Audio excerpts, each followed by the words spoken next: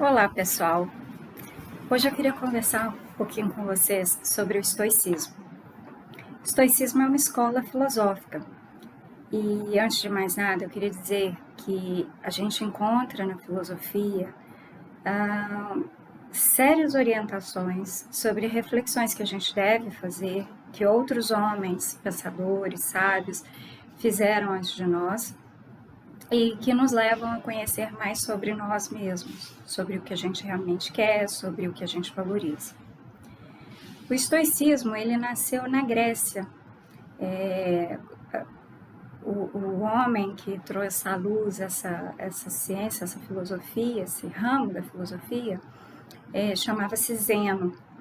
E ela recebeu esse nome de estoicismo porque naquela época a filosofia era praticada através de debates em locais públicos.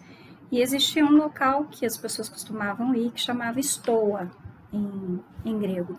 E daí veio o nome estoicismo. Então as pessoas iam ali e debatiam com Zeno e tudo sobre várias questões a respeito da vida. Essa escola então nasce na Grécia, se desenvolve ali por um tempo e ela vai ressurgir muito forte durante o Império Romano. Né? Nós temos uma figura muito importante no Império Romano, que é o imperador Marco Aurélio, que é considerado um dos grandes imperadores, né, que governaram Roma. E nós temos também a figura de Sêneca, que era... Ele tinha uma posição nobre e era muito próximo de Nero. E durante muito tempo, Nero foi um bom governante, ouvia as orientações de Sêneca, mas depois ele teve algum tipo de problema, acredita-se que talvez alguma espécie de surto, e ele seguiu em uma outra direção, vindo inclusive a providenciar que Sêneca fosse morto. Então, assim, os três grandes nomes que nós temos no estoicismo são o de Marco Aurélio, o de Sêneca e o de Epíteto. Epíteto era um escravo, mas que tinha uma inteligência muito grande e que corporificou o estoicismo. É ele quem vai instruir instruir Marco Aurélio. A propósito, Marco Aurélio é o imperador que aparece sendo assassinado pelo filho, que não foi bem assim a história, mas é aquele imperador do início do filme do Gladiador. Né? Só para vocês terem uma ideia de que ele realmente era um grande imperador, uma pessoa muito justa, muito admirada. Né? É uma figura admirável até hoje. E Epíteto era um escravo e ele desenvolveu essa filosofia de uma forma muito objetiva, muito grandiosa. E a obra dele ficou para a posteridade nesse livrinho, A Arte de Viver, que a gente vai conversar com ele, vai conversar sobre ele em algumas gravações que eu vou fazer para vocês. Basicamente, o estoicismo acredita em algumas coisas que o faz muito peculiar. Ela é considerada uma ciência moral, uma filosofia moral, desculpem, uma filosofia moral porque ela surge justamente em períodos que as questões morais, os comportamentos, a sociedade estava pútrida. Né? Então, não só depravada, desonesta, mas corrompida. E de forma que aquilo ali levaria com que a sociedade, o planeta como um todo, se degenerasse. Então, surge o estoicismo, como surgiram várias outras filosofias morais, com essa ideia de resgatar valores nobres no ser humano. Os estoicos acreditavam que existia uma lei, que existe, né? Uma lei natural. Vou até colocar no presente mesmo que existe, porque o movimento estoico teve um reavivamento nos dias atuais. Existem muitos youtubers, magnatas, muitas pessoas que gostam de se declarar estoicos, que praticam o estoicismo. E uma coisa muito interessante é que eles acreditam que existe uma lei natural que rege tudo. E essa lei natural é uma lei justa. Então, se determinada coisa acontece, é porque essa coisa precisava acontecer por um princípio de justiça. Eles não adentram os porquês e as origens, porque eles acreditam que aí entraria numa esfera metafísica que já não estaria em consonância com a forma de pensar deles. Eles acreditam também que a gente deve separar as coisas em coisas que podemos controlar e coisas que não podemos controlar. Aquilo que não podemos controlar deve ser simplesmente aceito.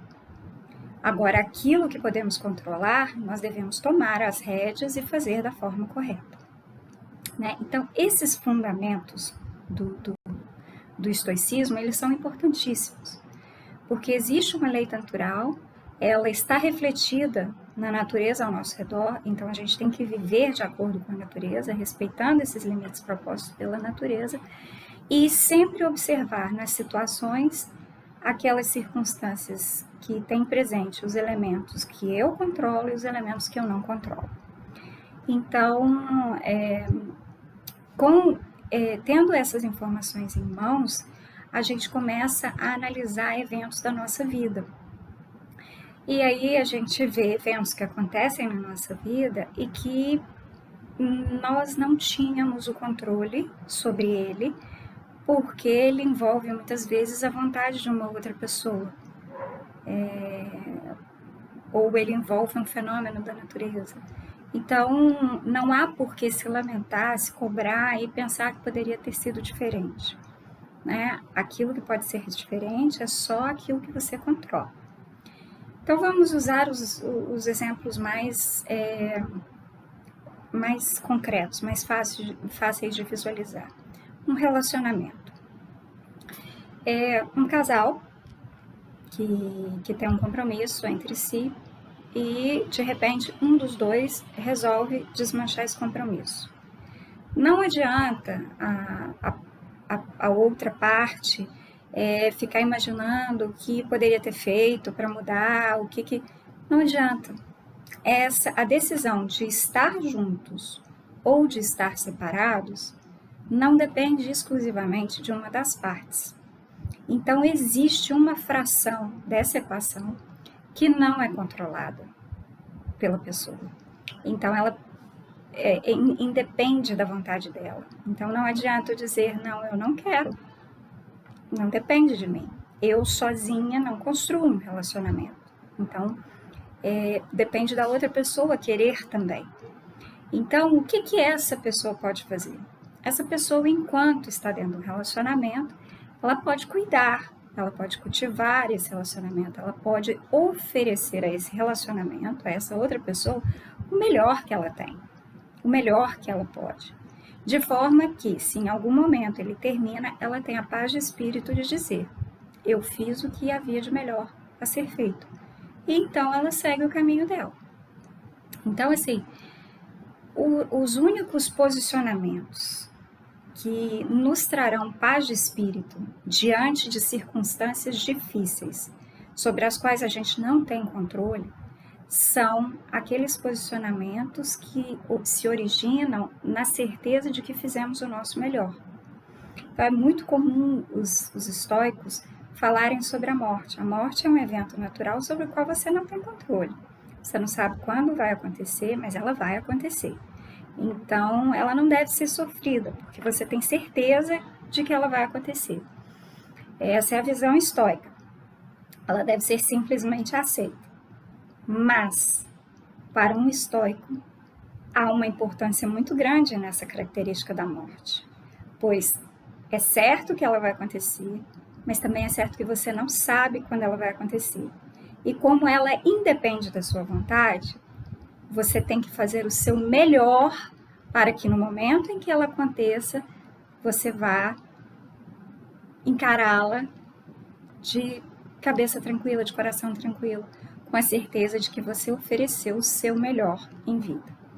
Então, às vezes, eles são até mal interpretados, porque eles dizem que a gente tem que viver cada dia como se fosse o último, justamente nesse sentido, de não saber que se é ou não realmente o meu último dia. Então, por isso, naquele dia, eu tenho que dar o meu melhor. Eu tenho que agir diante do meu melhor, né? Então, fica aí uma reflexãozinha que eu acho muito válida. Se a morte batesse na sua porta hoje, você iria com paz de espírito encontrá-la, abraçá-la, no sentido, não no sentido de que você quer morrer, que você aceita isso com naturalidade e tudo, mas no sentido de que você deu o seu melhor. E a outra reflexão também, né? Aí, já que a gente falou de relacionamento, então, se você está num relacionamento ou não está e quer estar, vamos avaliar aí os relacionamentos passados ou imaginar um relacionamento futuro. Você está oferecendo o melhor? Se hoje a outra pessoa virasse para você e dissesse, eu não quero mais, você teria a tranquilidade de dizer, olha, da minha parte, eu agi da melhor forma que eu podia. Isso é de acordo com a sua consciência, não é de acordo com a consciência do outro. Ah, você poderia ter feito diferente.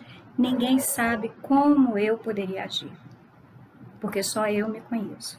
Então, dentro dos meus limites, das minhas limitações, das minhas possibilidades, eu fiz o melhor que eu podia na minha vida, no meu relacionamento, no meu trabalho. Ah, fui demitida. Ó, que pena, fui demitida. Enquanto eu estive empregado, a demissão não é algo sobre o que eu não tenho controle enquanto empregado. Mas eu fiz o meu melhor? Fiz. Então, eu sigo em paz. Pensem sobre isso. Muita paz e muita luz para vocês.